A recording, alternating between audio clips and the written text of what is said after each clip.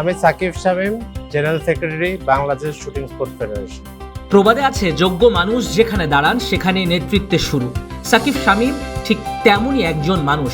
Corporate জগতে নেতৃত্ব দিয়েছেন, স্বাস্থ্যসেবা খাতে মানুষের পাশে দাঁড়িয়েছেন, নতুন উদ্যোগের মাধ্যমে চিকিৎসাকে মানুষের আরও কাছে নেওয়ার চেষ্টা করেছেন। আর এবার তার অভিজ্ঞতা ও নেতৃত্বের নতুন অধ্যায় শুরু হয়েছে বাংলাদেশের শুটিং অঙ্গনে। স্বাস্থ্যসেবা থেকে ক্রীড়া, প্রতিটা ক্ষেত্রেই নেতৃত্বের মূল জায়গা কিন্তু একই: দায়িত্ব নেওয়া, সিদ্ধান্ত নেওয়া এবং মানুষকে সঙ্গে নিয়ে এগিয়ে যাওয়া। সাকিব শামীমের সবচেয়ে বড় শক্তি হয়তো তার পদ নয়, কাজের পরিধি।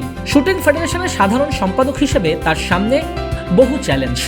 অতীতে যারা কমিটিতে ছিলেন তারা উন্নয়নের অগ্রগতিকে থামিয়ে দিয়েছিলেন। সেই ভঙ্গুর অবস্থা থেকেই আবারও শুটিংকে ন্যাশনাল স্পোর্টসে, দেশীয় ও আন্তর্জাতিক অঙ্গনে সুপরিচিত করতেই সাকিব শামীমরা নিয়েছেন মহাপরিকল্পনা। এই স্পোর্টস ইকোনমির এই শুটিংটা যে একটা বড় একটা অংশ করা সম্ভব এবং এটার ভিউয়ারশিপ বাড়ানো, এগুলো নিয়েও আসলে আমরা বিভিন্ন কর্পোরেট প্রতিষ্ঠানের সাথে কথা বলছি। বাট আমাদের প্ল্যানিংটা আমাদের যেহেতু টোটাল একটা কনক্রিট প্রপোজালস করতে হবে, তো সেগুলো নিয়ে আমরা কাজ করছি। আমরা অনেক কর্পোরেট প্রতিষ্ঠানের সাথে আমরা কথাবার্তা শুরু করে ডিসকাশন করছি।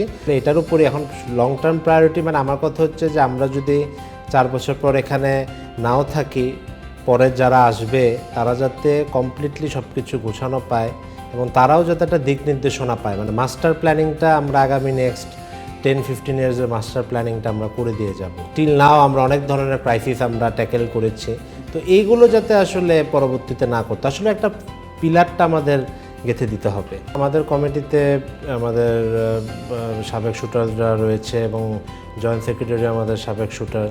তো আমরা আসলে একটা চেষ্টা করছি যে একটা কোলাবোরেটিভ, ইনক্লুসিভ একটা প্লেস এবং একটা সেফ প্লেস ফর প্লেয়ার্স। কারণ আমাদের এখানে আসলে অনেক ধরনের কিছু অপ্রত্যাশিত ঘটনা ঘটেছে, যেগুলোর কারণে আসলে এই ক্রীড়ায়, এই খেলাটা খেলতে আসলে অনেকে দ্বিধাদ্বন্দ্ব করছে। একটা কমিউনিকেশন গ্যাপ এবং একটা মনে হতো যে ফেডারেশন একটা অংশ, ক্লাব একটা অংশ, প্লেয়ার্স আর একটা অংশ, মানে সবাই একটু খাপছাড়া ছিল। তো এই ব্রিজ বিল্ডিংটা প্রথমত আমরা করেছি। তারপর আরেকটা ব্যাপার ছিল ট্রান্সপারেন্সি।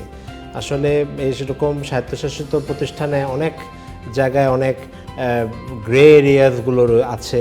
এই গ্রে এরিয়াসগুলো আমরা আসলে আস্তে আস্তে এক্সপোজ করে দিচ্ছি। আমাদের কাছে ইতিমধ্যে আর 5 বছরের একটা প্ল্যান চেয়েছে এনএসসি, তো আমরা প্ল্যানটা আমরা দিয়েছি। পাশাপাশি আমাদের বাজেট কীরকম খরচ হবে, রেঞ্জ ডেভেলপমেন্ট, যেমন 25 মিটার প্রতিটা জায়গায় থাকতে হবে ম্যান্ডেটরি, এবং অলরেডি আমাদেরকে মন্ত্রী মহোদয় বলে দিয়েছে যে আমরা তাদের জেলা সদরের স্টেডিয়াম আমরা ইউজ করতে পারবো। তো এই জিনিসগুলো নিয়ে আমরা কাজ করা শুরু করেছি। আর পাশাপাশি আমরা অলরেডি ইন্টারন্যাশনাল অর্গানাইজেশনসগুলোকেও আমরা, আমাদের আইএসএসএফ, এএসসি, এদেরকেও আমরা সাথে যোগাযোগ করছি। এই কাজগুলো করে আমরা আসলে এটাকে ফাইন্যান্সিয়ালি সলভেন্সিটা বাড়ানোর আমরা চেষ্টা করছি। জি, আমরা তো এই যে এশিয়ান গেমসে যাচ্ছে এবং নেক্সট ইজিপ্ট ওয়ার্ল্ড কাপ আছে, সেখানেও যাবে। আমাদের আসলে টার্গেট যেটা, যে আমরা 6টা লোকাল গেমস আমরা করব আর 4টা ইন্টারন্যাশনাল গেমস ম্যান্ডেটরি আমাদের, এটা থাকবেই। আর গ্রাসরুট ডেভেলপমেন্ট, এটার জন্য আসলে ক্লাব ডেভেলপমেন্ট করা খুবই জরুরি, যেটা আপনি আগে মেনশন করেছিলেন। রেঞ্জ ডেভেলপ, এগুলো করা, উন্নত মানের টেকনোলজি, তো এই জিনিসগুলো নিয়েও আমরা এখন কাজ করছি। পাশাপাশি আমাদের যে প্লেয়ার্সদের এখন অনেক গ্যাপস রয়েছে, যেমন তারা ফিজিক্যালি হয়তো বা 100% ফিট থাকছে না, তাদের স্বাস্থ্য, তাদের কোনো বডিতে কোনো প্রবলেম আছে কিনা, কিংবা তাদের আয়ের কোনো সমস্যা আছে কিনা, তো এগুলো এবং নিউট্রিশন, এইগুলো নিয়ে আমরা কাজ করছি।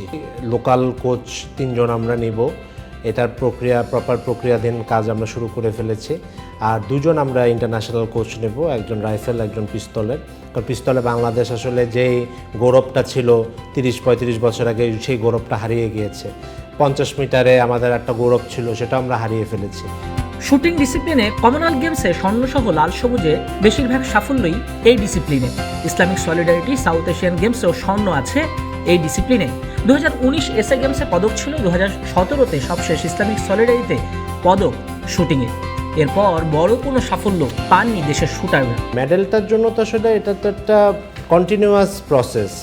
আসলে ইমিডিয়েটলি মেডেল আনাটা আসলে এটা খুব চ্যালেঞ্জিং এবং ডিফিকাল্ট। এটা আসলে বললেই তো হয় না, কারণ আসলে একটা প্লেয়ার, চাইনিজ একটা প্লেয়ার যে একদম পুরো এলিট অ্যাথলেট, তো আসলে এলিটের অ্যাথলেট বানানোর জন্য যেই প্রক্রিয়া, সেই প্রক্রিয়ার কাজ আমরা মনে করি যে আমরা এখন যেই জিনিসগুলো বেসিক যে জিনিসগুলো সেগুলোই ছিল না, যেমন নিউট্রিশন, তারপর সাইকোলজি সাপোর্ট, ফিজিওথেরাপি, একটা জিম ট্রেনার, তারপর তাদের প্রপার তাদের ট্রেনিং স্কেডিউলসগুলো যাতে মেনটেন হচ্ছে কিনা, তাদের পারফরমেন্স অ্যানালিটিক্সগুলো মেজার করার জন্য মেট্রিক্সগুলো দাঁড় করানো, এই জিনিসগুলো আমরা মোটামুটি আমরা একটা কাজ করছি।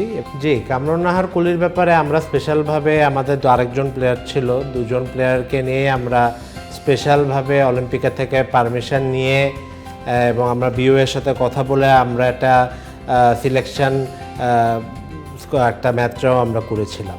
তো আসলে যেহেতু তারা প্র্যাকটিসে ছিল না, তো স্বাভাবিকভাবে আসলে তার ওই পেসটা থেকে বের হয়ে গিয়েছে, তো ওরা এবার যেতে পারছে না।